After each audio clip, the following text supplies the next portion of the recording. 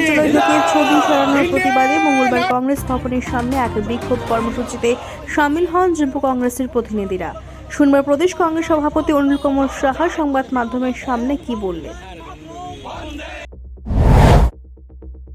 যে 16ই ডিসেম্বর হয়েছে মহাবিজয় দিবস, আমরা এই দিনটাকে পালন করি কারণ এই দিনের প্রচণ্ডভাবে একটি মহত্ব আছে। এই দিনেই ইন্দিরা গান্ধীজির নেতৃত্বে এবং ইন্ডিয়ান আর্মি বাংলাদেশকে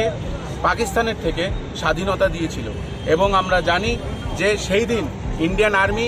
এই যে ফটোটার মধ্যে আপনি দেখছেন, ইন্ডিয়ান আর্মির জেনারেল পাকিস্তানের জেনারেল থেকে সেদিন সারেন্ডার লেটার নিয়েছিল। কিন্তু আমরা দেখেছি যে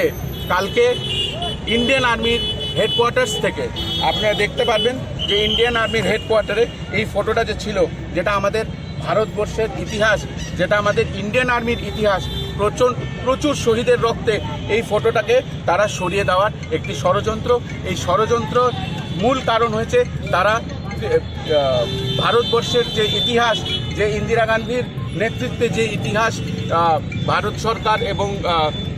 এবং ইন্ডিয়ান আর্মি যে ইতিহাস লিখেছিল, সেই ইতিহাসকে মুছে দেওয়ার একটি প্রকল্প। আমরা এই ন্যাক্কারজনক কাজে ধিক্কার জানাই এবং আমরা অতি সত্বর যাতে ইন্ডিয়ান আর্মির হেডকোয়ার্টার্সে সেই পুরনো ফটো, যেখানে ইন্ডিয়ান আর্মির আন্ডারে পাকিস্তানের জেনারেল সারেন্ডার করছে, এই ফটোটা যাতে আবার সেই জায়গাতে পুনঃস্থাপন করে দেওয়া হয়, এই দাবিতে আমরা আজকে ত্রিপুরা প্রদেশ যুব কংগ্রেস এখানে আসছি এবং এই কাজের ধিক্কার আমরা জানাই এবং এই ভারতীয় জনতা পার্টির যে ষড়যন্ত্রে আস্তে আস্তে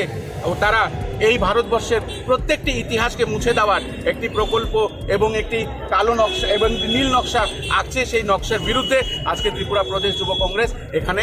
আন্দোলন করছে।